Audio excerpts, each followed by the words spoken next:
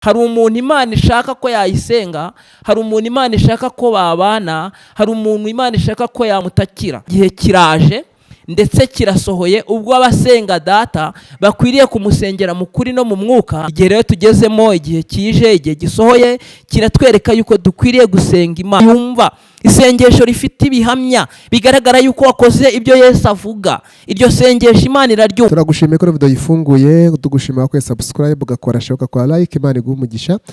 Twakiriye Siboniyo Vincent, ni umuvugabutumwa, ni umukozi w'Imana. Twamutumiye kugira ngo tuganire bashize ku mutima, tubwire iki Imana irimo kumukoresha muri no minsi, n'iki Imana irimo kuvuga mu minsi isa niho ari ya nyuma. Siboniyo, tuguhaye ikaze. Tuguhaye ikaze. Uraho neza? Muraho neza? Ni amahoro? Ni amahoro, turashima Imana. Yegereze ndanguramajwi neza. Yego.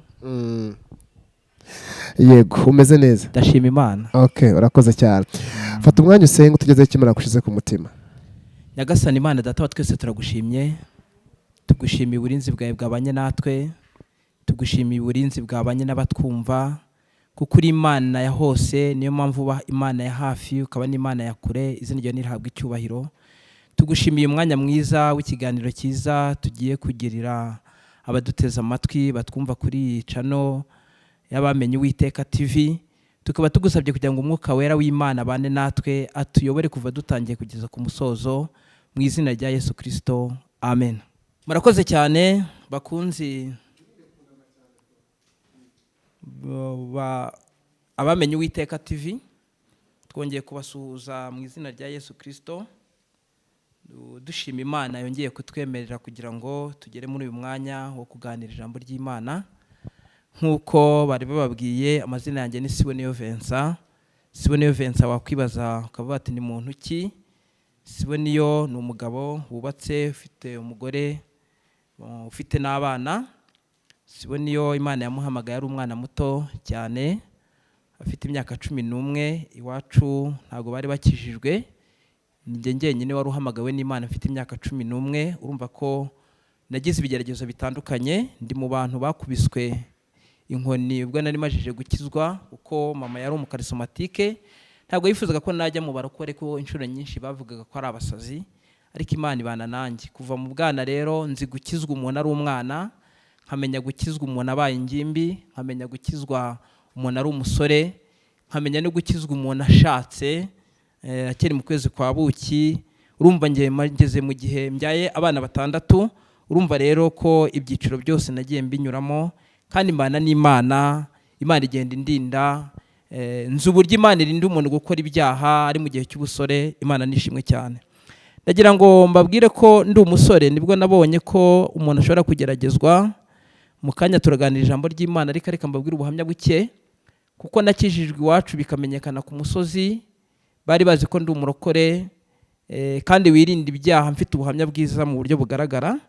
Ariko kuko nagize amahirwe yo kumera nkaho mfite amafaranga nkiri umusore, mfite ubushobozi, nawe n'ikigeragezo cy'uko abakobwa banyifuza kuzankoresha ibyaha, baranabigerageza, ariko Imana irandinda kugeza ku rwego banyambariraga ubusa, ariko Imana ikabana nanjye kugeza ku rwego rero babonye ko naniwe gusambana, bampimbira yuko intama yankandagiye.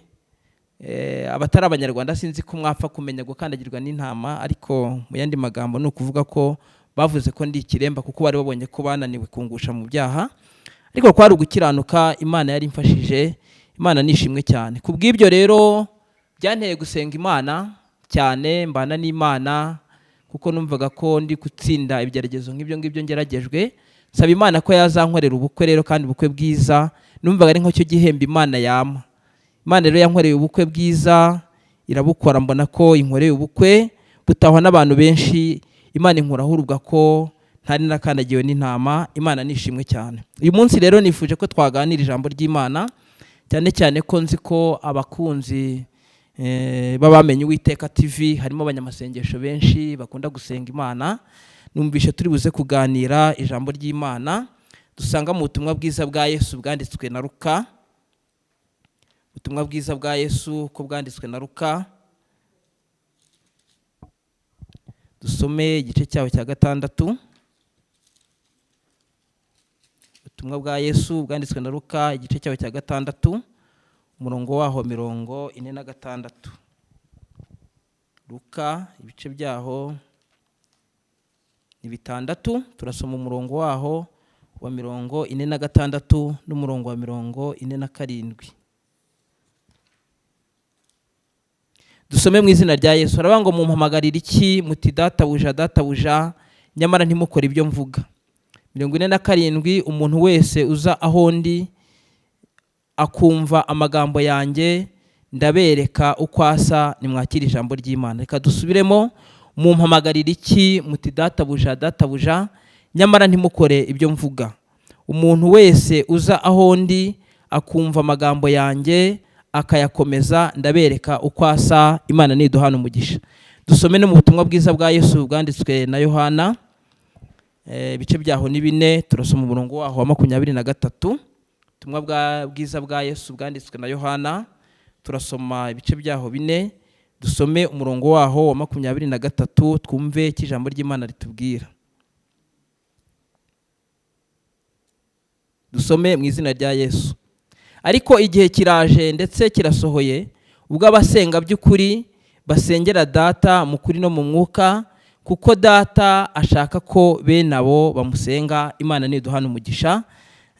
Dushimye Imana iduhaye umwanya wo kuganira ijambo ry'Imana. Nkaba ngira ngo dufatikanye gusenga, gusoma iri jambo ry'Imana no kuriganira. Ngira ngo mbabwire intego nahaye iri jambo ry'Imana bigendanye n'ubuhamya nashatse kubaha bukeya. Bishatse kuvuga ngo iyo umuntu akoze ibyo Yesu avuga abantu barabimenya. Intego y'ijambo, iyo umuntu akoze ibyo Yesu avuga abantu barabimenya. Imana nishimwe cyane. Dusomye ijambo ushobora kumva umuntu arisomye ukibaza impamvu arisomye. Yesu yabwiye abigishwa be 12 yari yaratoranije bicaye hamwe, ababwira ijambo rikomeye. Arababwira ngo mumpamagarira iki? Niki gituma mumpamagarira iki muti databuja databuja nyamara ntimukore ibyo mvuga. Iyo wumvishe inyandiko y'uyu mwanditsi Luka yandika iri jambo, wumva ko hari moto Yesu yakoresheje rikigaragaza ko yarababaye. Yesu yarababajwe no kwirirwa bamuhamagara bakaba bati databuja databuja databuja, ariko ntibakore ibyo Yesu avuga. Yabibwiraga abigishwa be kuko yari amaze iminsi ababona mu mwuka wo gucana imanza. Hari harimo umwuka wo gucana imanza, nimusoma muhereye hejuru muzabihasanga, kuko abigishwa bacaniraga imanza. Atangira kubabwira ati niki gituma witegereza agatotsi kari mu jisho rya mwene so warangiza ukirengagiza umugogo uri mu jisho ryawe. Hari harimo gucana imanza mu bigishwa. Ababwira rero ijambo bishatse kuvuga ngo ntabwo mbubahutse kuba mbabwiye iri jambo ko Yesu ashobora kukubaza impamvu uri mu muhamagara. Arabati mumpamagarira iki muti databuja databuja databuja nyamara ntimukore ibyo mvuga. Agerageza rero kubabwira ati umuntu wese uza aho ndi yarangiza kumva amagambo yanjye ndabereka ukuntu asa. Imana ishimwe cyane. Hari umuntu Imana ishaka ko yayisenga, hari umuntu Imana ishaka ko babana, hari umuntu Imana ishaka ko yamutakira. Niyo mpamvu dusomye ijambo ry'Imana, ubutumwa bwiza bwa Yesu bwanditswe na Yohana, niho tuhasanga ijambo Yesu yavuze ubwo yaganiraga n'umusamariyakazi. Ni amagambo dusomyeho, amubwira ijambo rikomeye. Aramubwira ngo igihe kiraje ndetse kirasohoye ubwo abasenga Data bakwiriye kumusengera mu kuri no mu mwuka, kuko bene abo ngabo ari bo Data ashaka ko bamusenga. Imana idufashe cyane, Imana itugiriye neza. Mu yandi magambo, Imana ishaka abayisenga. Ntabwo umuntu uwo ari we wese yagombye kuboneka ngo asenge. Nubwo tujya tubona abantu bose biyambaza Yesu bakavuga izina rya Yesu, ariko hari n'abarivuga bitari by'ukuri. Igihe rero tugezemo, igihe kije, igihe gisohoye, kiratwereka yuko dukwiriye gusenga Imana, ariko tukayisengera mu kuri no mu mwuka, kuko Imana Data wa twese ishaka ko bene abo ngabo ari bo bayisenga. Imana niduhana umugisha. Ndagira ngo ntange ingero nkeya z'abantu bagiye basenga Imana, ariko Imana ikabiyereka mu buryo bumwe no mu bundi, bitewe n'uko byagaragaye neza yuko koko bari bakwiriye gusenga Imana. Iyo dusomye mu butumwa bwiza bwa Yesu bwanditswe na Luka igice cyaho cya 7 tugahera ku murongo waho wa mbere tukagera ku murongo waho w'10, tuhasanga inkuru z'umutware w'abasirikare. Nzi neza yuko abanteza amatwi bakunzi b'iyi televiziyo nzi neza yuko harimo abantu batandukanye, ntibiwatangazwa yuko n'abarimo numva n'umuntu w'umusirikare. Aha rero tuhasanga inkuru y'umugabo w'umusirikare kandi yari umutware w'abasirikare. Yari afite ngo umugaragu urwaye. Mu gihe yari afite umugaragu urwaye, agerageza uburyo bwose yavuza umugaragu. Urumva ko umuntu iyo akoze ibyo Yesu avuga, abantu barabimenya. Ndashimira Imana data wa twese, uyu mutware w'abasirikare nawe yari yarubashye ibyo Yesu avuga kugeza ku rwego n'umugaragu wabimenya, akamenya neza yuko uyu nguyu yakijijwe, afite ubuhamya bwiza, akunda urukundo umugaragu nk'urwo akunda umwana we. Imana ishimwe cyane. Ngaza kumva rero inkuru ya Yesu, kuko yari yaragerageje kuvuza uwo mugaragu we, abona ngo ibintu biranze, abona ntakize, aza gutuma kuri Yesu. Ndi ku ijambo rivuga ngo iyo umuntu akoze ibyo Yesu avuga, abantu barabimenya, muri karitsiye barabimenya, aho ukorera barabimenya, abo mukorana barabimenya, abo mwicarana mu ntebe z'icyubahiro barabimenya ko wamenye neza ibyo Yesu avuga, ugakora ibyo Yesu avuga. Imana nishimwe cyane. Aza gutuma kuri Yesu rero uyu mutware w'abasirikare, amutumaho abantu ngo baze bamwinginge, bamuhendahende, bamubwire yuko umugaragu warwaye. Imana nishimwe cyane. Iyo umuntu akoze ibyo Yesu avuga, abantu bageza gute barabimenya. Bahageze nuhasoma uzasanga baraje biyengera Yesu, baramuhendahenda. Ntabwo ari we wiyiziye, ntabwo umutwaro w'abasirikare we wiyiziye, ariko kuko yibitseho ko abantu bamenye ko akora ibyo Yesu avuga. Ndashimira Imana, ubuhamya bwe bw'ibyo yakoze nibwo butumye abantu baza imbere ya Yesu, baramuhendahenda, baramubwira ati mwigisha, twemerere tuguhendahende mu izina ry'umutware w'abasirikare udutumye, kuko twamajije kumenya neza yuko ari umuntu ukwiriye ko wamugirira utyo. Baramuhendahenda ati ni umuntu ukwiriye kumugirira utyo. Yesu arabyumvira, ariko ngo bamuha ibimenyetso bibiri byagaragazaga ko yumvishe koko ibyo Yesu avuga akanabikora. Aravuga ngo icya mbere, akunda ubwoko bw'iwacu. Imana ishimwe cyane. Umuntu w'umunyamasengesho usenga yakwiye kuba akunda ubwoko bw'iwabo, yagombye kuba afite urukundo ari rwo rumuranga. Icyo ni icya mbere bari babonye ku mutware w'abasirikare, baravuga ngo akunda ubwoko bw'iwacu. Ikindi cya kabiri, bambwira Yesu uti ni sinagogi dusengeramo niwe wayitwubakiye. Yesu ngo yumvishe ubwo buhamya, yumva ko koko ibyo Yesu yavuze byamamaye, uwo mugabo yabikoze, ngo yumva agize icyifuzo cyo kujya yakahareba, akamenya neza uwo mugabo utangiye ubuhamya n'abandi. Turashimira Imana data wa twese, buriya umuntu yakoze ibyo Yesu avuga agira ubuhamya bwiza muri karitsiye, akagira abamuvuga neza. Imana nishimwe cyane. Aza kujyana nabo rero, ngo ageze hafi y'umudugudu, Bibiliya niko imbwira ngo nanone arongera amutumaho. Wa mutwara w'abasirikare atuma Yesu kuri Yesu, aramubwira ngo ntabwo bikwiriye ko wagera mu rugo iwanjye, ahubwo kuko nanjye ndi umusirikare, mfite abantwara. Ikindi cya kabiri, nanjye mfite abo nyobora, kandi iyo ntumye umugaragu wanjye nkavuga ngo kora iki, aragikora, ntaca ku ruhande. Iyo mpamagaye umusirikare nkavuga ngo ngwino, araza adaciye ku ruhande, kandi agakora ibyo yakagombye gukora. None rero ni nacyo cyatumye mbona ko ntakwiriye kuza iwawe, ahubwo ngutumaho. None rero Yesu, ngewe ndumva mfite kwizera, tegeka gusa, kuko umugaragu wanjye ari buze gukira. Bibiliya yambwira ngo Yesu ngo amenya neza ko ibyo yabwiwe n'abantu, ubuhamya bwa wa muntu yabwiwe yuko ari iby'ukuri. Arangije ahindukirira ngo abo bari bari kumwe, arababwira ngo sindabona kwizera kungana gutya habe no mu Bisiraheli. Mumenye neza yuko mu bintu Yesu avuga adutegeka abanyamasengesho ba Kristo, abashaka Imana gusenga ariko twizeye. Imana nishimwe cyane. Bibiliya tubwira ngo bagezeyo, abo bagaragu bagezeyo basanga umwana yakize, kuko yari yiringiye Imana, kuko shebuja yari yizeye Imana, kandi shebuja yari afite ubuhamya bwiza bwatumye Yesu amwumva. Imana nishimwe cyane. Mwibuke neza yuko Yesu yabwiye umusamariya ngo igihe kiraje kandi kirasohoye ubwo abasenga data bakwiriye kumusengera mu kuri no mu mwuka, kuko data ashaka ko bene abari bamusenga. Aba rero nabo batanze icyifuzo, baravuga ati ni umuntu ukwiriye kumugirira utyo. Ndagira ngo nkubwire aha hantu humve neza, uhatega amatwi. Hari igihe umuntu ashobora gusenga ariko Imana idakwiriye kumva ko asenga. Cyane cyane gusenga n'ibyaha, Imana ntabwo ijya yumva gusenga k'umunyabyaha. Ikindi cya kabiri, hari igihe umuntu ashobora kugira icyifuzo agasengera umuntu, ariko Imana iri kureba igasanga ntabwo ari umuntu ukwiriye kugirirwa atyo. Niyo mpamvu abigishwa bavuze ngo ni umuntu ukwiriye kumugirira atyo. Kubera iyihe mpamvu? Icya mbere, akunda ubwoko bw'iwacu. Iyo ngingo iramwemerera kuba yasengerwa, agasabirwa ibyo arimo asabirwa akabihabwa. Ikindi cya kabiri, yatwubakiye urusengero rwacu turimo, ni umuntu ukwiriye ko umugirira atyo. Bishatse kuvuga ngo hari n'igihe umuntu ashobora gusengerwa ariko atari ukwiriye kugirirwa gutyo. ndabaha urugero. Umunsi umwe Samweli yigize afata igihe cyo gusenga, asenga Imana, asengera umwami Imana yari imaze iminsi yanze witwaga Sawuli. Asengera Sawuli, afata igihe kinini cyo kumusengera, amwingingira Imana, arasenga cyane, arakutuza, aravuga ati rengera umwami.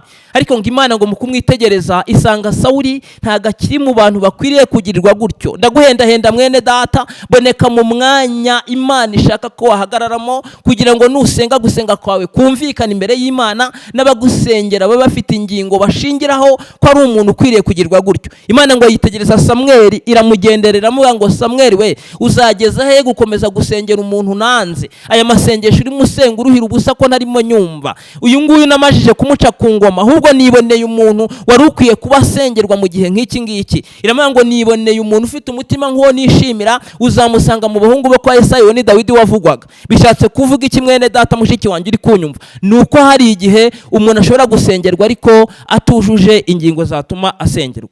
Iyo dusomye ijambo ry'Imana mu gitabo cya Luka tutandakivuyemo igice cya 19, tuhasanga umuntu wagiye gushaka Imana witwa Zakayo, igice cya 19. Iyo uhereye ku murongo waho wa mbere ukageza ku murongo waho w'9 uhasanga izo nkuru. Ni inkuru z'umugabo witwa Zakayo. Bibiliya tubwira ngo yari umukoresha w'ikoro mukuru. Ndabizi ko nteza amatwi nawe ushobora kuba ufite inzengo urimo zikomeye. Yari umukire, niko Bibiliya itubwira. Yari afite ubutunzi bufatika. Yari umuntu wumva ko nawe yiyumva, ariko ngo aza kugira icyifuzo cyo kujya kureba Yesu, kuko we ngo icyifuzo yari agize, yumvaga ashaka kureba Yesu ngo amenye uko asa. Nta nubwo yumvaga ashaka gukizwa, yashakaga kumenya Yesu uko asa gusa. Ndi ku ijambo ribanga iyo umuntu akoze ibyo Yesu avuga, abantu barabimenya. Imana nishimwe cyane. Kandi nabigenzuye nsanga burya abantu ibyo bakuvuga 98% biba ari byo. Ariko hakabamo n'umunsi umwe bashobora kukuvuga ibitari byo. Nagereranyeje nsanga bishobora kuba nka 2% by'ikigeragezo runaka wahuye nacyo, ariko ubundi akenshi ibyo bakuvuga burya biba ari byo, nibyo baba bararebye. Imana ridufashe kugaragara muri karitsiye aho dutuye, aho dukorera, tugaragaza ibimenyetso by'uko dukora ibyo Yesu avuga. Imana niba duhana umugisha. Uyu Zakayo rero Bibiliya tubwiye yuko ngo yagiye yirukanka, ageze aho Yesu ari buze kunyura, ngo asanga ngo abantu benshi bari bahari. Ndagira ngo nkumenere ibanga mwene data mushiki wanjye. Ikigaragara cyo ndagira ngo nkubwire yuko Yesu ashakishwa n'abantu benshi, ntago ari we wenyine umushakisha. Niyo wagira intege nkeya, menya ko hari abantu bafite umwete mu gushaka Yesu. Ahageze Zakayo, nubwo yari afite amafaranga atandukanye, ariko asanga abantu bateranye, igiterane kirimo abantu benshi, bose baje gushaka Yesu, bose baje gushaka Yesu. Buri muntu wese afite uko ashaka Yesu, n'undi afite uko ashaka Yesu. Nubwo Zakayo ngo azanywe no kugira ngo arebe amenye uko asa. Ahageze rero ngo yigira inama, aravuga ati amafaranga ntacyo yamfasha kugira ngo mbone uko najya imbere, kuko ngo yari mugufi, niko Bibiliya imbwira. Ariko ngo afata icyemezo cyo gushaka Yesu, ngo arihuta ngo ajye imbere y'abantu, niko Bibiliya ivuga mu iki gice cyaho cya 19 cy'ubutumwa bwiza bwa Yesu bwanditswe na Luka. Ajya imbere y'abantu ngo yurira igiti cy'umuvumu, yibwira neza yuko Yesu naza nta muntu uri buze kumumukingiriza. Yarafashe icyemezo cyiza kandi cya kigabo cyo gushaka Yesu, yibwira yuko ari buze kureba uko asa. Ariko Imana nibane natwe, turashimira Imana. Nta muntu n'umwe nigize mbona ufata icyemezo cyo gushaka Yesu ngo amubure. Ikibazo ni ukumushaka uko usuko utabanje ngo woge. Ikibazo ni ukumushaka ukavuga ko uzasenga ariko utabanje gukora ibyo Yesu avuga. Zakayo rero Bibiliya iratubwira ngo Yesu ahageze arararama. Nta n'umuntu wigize atungira Yesu urutoki ngo amubwire ngo nguriye umugabo wuriye mu giti. Yaturishije umwete wo gushaka Imana. Oya, iyo ushatse Imana ugashyiramo umwete, Imana irabyibonera. Na Yesu ushaka arabimenya, akamenya neza yuko igihe yaje ashakwa agomba kugaragara. Yesu ngo ahageze arararama, areba Zakayo ngo amusanga mu giti, aravuga ati Zakayo ururuka, kuko uyu munsi nkwiriye kurara iwawe. Ndashimira Imana ijya imenya umuntu uko ayishaka. Bibiliya iratubwira ngo Zakayo ngo yururukana umwete, yururuka yishimye, yururuka anezerewe, ngo aramwakira, aramuhobera. Ariko ngo abantu babibonye ngo barabyivovotera. Nababwiye yuko iyo umuntu akoze ibyo Yesu avuga, abantu babimenya. Mu by'ukuri mutega amatwi iri jambo ry'Imana, mwumva ukuri kw'ijambo ry'Imana. Zakayo ngo abonye Yesu, babonye aramukanyije na Yesu, Zakayo aramukanyije na Yesu, ngo abantu bari baraho ngaho ngo barabyivovotera cyane. Baravuga ngo cyore, birashoboka gute ko Yesu uyu munsi yajya gucumbika ku munyabyaha?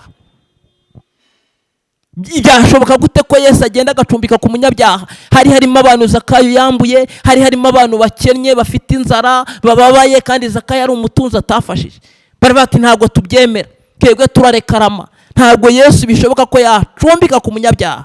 Iyo umuntu akoze ibyo Yesu avuga, abantu barabimenya, kandi icyo Yesu ashaka, arashaka ko abantu bamusengera mu kuri ndetse no mu mwuka. Bene aba ngabo nibo Yesu ashaka ko bamusenga. Utazasenga rero Imana ariko idashaka kuyisenga. Imana itugenderere cyane, Imana idufashe. Zakayo ngo abyumve, afata icyemezo cyiza nashimye, nawe nkwifuriza kuba wafata icyemezo nk'icyo Zakayo yafashe. Arangije ngo abwira umwami Yesu, aramubwira ngo ibyo abantu bavuze ni ukuri, ndi umuntu w'umukire, mfite amafaranga, ndatunze, ariko mu by'ukuri ntabwo abakene n'abafashije. Ndagira ngo nkubwire mwene data nshuti z'umusaraba, gufata icyemezo ukivanaho urubwa rwambaye kubera ubuhamya butari bwiza nibyo Yesu agushakaho, kugira ngo uhereye none uyu munsi nawe yumve gusenga kwawe, agutabara, amenye icyifuzo cyawe. Arangije abwira Yesu, aramubwira ngo mutungo wanjye mfite 1/2 ndawugurisha, nindangiza nguha abakene. Imana nidufashe. Abakene bari baraho bose bashima Imana, kuko Zakayo yari atangiye gushyira mu bikorwa ibyo Yesu avuga. Ndashimira Yesu ko mu byo avuga yuko abantu bagomba no kumenya abakene. Imana nishimwe cyane, Imana nihabwe icyubahiro. Abakene baraho ngo babyumve, barabivuga ngo ubwo avuze ko azafasha abakene ni mumureke Yesu ajyeyo, kuko birakwiriye ko yajyayo. Niba yiyemeje ko azafasha abakene Zakayo, abakene bavugira icyarimwe, nagenda ajyayo baramusabira. Buriya hari isengesho Imana yumva, isengesho rifite ibihamya bigaragara yuko wakoze ibyo Yesu avuga. Iryo sengesho Imana iraryumva. Zakayo ngo arangije ngo areba ko hari harimo abantu aho ngaho barimo barekarama, bavuga ati natwe yaratwambuye, Yesu wajyayo gute? Kandi ntabwo mu kutwambura kwe ari uko yabuze ubushobozi, amafaranga arayafite menshi ahagije, ariko yaratwambuye, ntabwo bikwiriye kujyayo. Abantu bararekarama, ariko ngo arangije Zakayo afata icyemezo, ati Nyagasani Yesu, nkurikije ibwiza nakubonanye, ukaba ufashe icyemezo cyo kurara iwanjye, kuva ko tukajyana iwanjye, nta mpamvu n'imwe yatuma utaza mu rugo iwanjye. Abantu bose nambuye ndabariha nkubye kane. Abanyamadeni baravuga ati amina, haleluya, nibyo twashakaga. Zakayo akora ibintu Imana itegeka. Turi ku intego ivuga ngo iyo umuntu akoze ibyo Yesu avuga, abantu barabimenya. Kuri uwo musozi abantu bahita bamenya yuko Zakayo akiranutse, akaba yishyuye amadeni, akaba afashije abakene. Barangije babwira umwami Yesu ati nugende ujyeyo. Uwo munsi Yesu afata ijambo rikomeye, aravuga ngo rero nawe ubaye umwana wa Aburahamu, kuko icyazanye umwana w'umuntu ni ugushaka no gukiza icyari cyarazimiye. Imana niduhana umugisha. Ntabwo ndi bukoresha umwanya munini kugira ngo tugere ku musozo w'ijambo ry'Imana. Twatangiriye ku ijambo Yesu yavuze rivuga ngo mumpamagarire iki? Mumpamagarira iki? Muti databuja, databuja, databuja. Iyo urebye abantu bahamagara Imana ni benshi, umubare ku isi yose abantu barahamagara Imana, ariko nagira ngo usuzume mwene data, mushiki wanjye uneze amatwi, urahamagara Imana bikwiye? Urahamagara Imana yakumva? Uri mu gihe Imana koko yari ikwiye kuba yakumva? Ukora ibyo Yesu avuga? Tekereza mu mutima wawe, Mwuka Wera w'Imana kumurikire.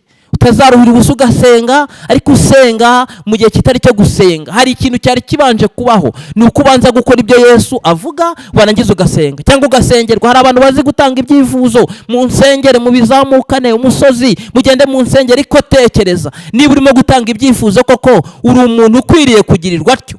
Ndagira ngo dufate akanya ko gusenga Imana, utekereze, nurangiza ufate umwanzuro nk'uko Zakayo yafashe umwanzuro, arangije avanaho amateka mabi yamuranze. Uwo munsi Yesu abiwe, acumbikiwe. Yesu ageze iwawe, hari ibintu yasiga akemuye. Wishyiraho inzitizi yatuma Yesu ataza mu rugo iwawe. Kuraho inzitizi abantu barekaramye, kuraho inzitizi Umwuka Wera akweretse, kuraho inzitizi zikurega mu mutima wawe. Nurangiza utekane mu mutima wawe, umwami Yesu umujyane mu rugo iwawe, umwereke ibikugoye n'ibikuruhije. Imana irashoboye. Reka dusenga Imana. Ndagira ngo ngusengere rero, wowe ufashe umwanzuro ko ati nanjye mfashe icyemezo cyo gusenga, ariko nkasenga nkora ibyo Yesu avuga. Nkasenga ariko nanjye ndi mu cyemezo, narafashe icyemezo kigaragara ko ngomba gukora ibyo Yesu avuga. Imana niguha umugisha kuba ufashe umwanzuro mwiza. Ubundi Yesu aratabara, agira neza. Umwami Yesu azakugira neza, azagutabara. Nuhumure, fata icyemezo cyo kugenda uko Imana ibishaka. Imana nibaha umugisha. Nagira ngo dusengane Imana. winginga Imana igushoboze kugenda ariko ukora ibyo Yesu avuga, kugira ngo n'abantu bamenye ubuhamya bwawe, ugaragaza ubuhamya bwiza aho ukora, aho ukorera. Ubuhamya nabwo bugira akamaro mu gusenga, ubuhamya nabwo bugira akamaro mu gusengerwa. Imana niduhana umugisha. Nyagasani Imana, turagushimiye, tugushimiye uburyo uri Imana yumva gusenga kwacu. Tugushimiye umwanya mwiza w'ijambo ryawe ryari rifite intego nziza ivuga yuko iyo umuntu akoze ibyo Yesu avuga abantu bose babimenya, izina ryawe nirihabwe icyubahiro. Bene data bari bateze amatwi bumva ijambo ryawe, turasabye kugira ngo umwuka wera w'Imana akore ku mitima y'abantu. Abasengaga badakora ibyo Yesu avuga ubakore ku mitima yabo, kugira ngo basenge uko bikwiriye, nk'uko Zakayo yafashe icyemezo cyo gukuraho amakuru mabi abantu bari bamuvuzeho, akakira umwami Yesu, agahindukira, akabana n'Imana. Ndabasengeye aba bakobwa, ndabasengeye aba basore, ndabasengeye aba bagabo, ndabasengeye aba babyeyi, kugira ngo bashoboze gukuraho inzitizi zatuma utabishimira, nk'uko wabibwiye Umusamariyakazi ubwo ari umubwiye ngo igihe kiraje kandi kirasohoye, ubwo abasenga by'ukuri bakwiriye gusengera Data mu kuri no mu mwuka, kuko bene abo ngabo nibo wifuza ko bagusenga. Shoboza aba bantu gusengera mu kuri no mu mwuka, shoboza aba barokore bakumenye Mwami Imana, bafashe icyemezo cyo kubana nawe kugira ngo ubatabare, kandi ubutabazi bwawe bubeho Nyagasani Imana. Turagushimiye kubw'ijambo ryawe, umwuka wawe nakomeze kurimurikira, kandi Mwami Imana risohoreshe icyo wagambiriye. Tubyambaje twizeye mu izina rya Yesu Kristo, amen. Amen, amen. Nimero za telefone? Murakoze cyane. Nimero yanjye ni 078 5 71 58 23. Niyo nimero mwambonaho. Murakoze. Urakoze cyane. Mukore subscribe, mukore share, mukore like. Comment zanyu ziratwubaka, zituma tumenya ibyo dukora nawe bagira umumaro. Ntugahisha amarangamutima yawe, ibyo twahindura, ibyo twakongeramo, abo mukeneye byose mubitubwire, kuko turi hano ku bwanyu, kandi nimwe dukorana tw'Imana hagushe ngo bibashe kutunyuza ibyo bashaka kwa mwakumva. Mwakoze cyane. Wasezera abadukurikiye. Imana ibahe umugisha. Bye bye.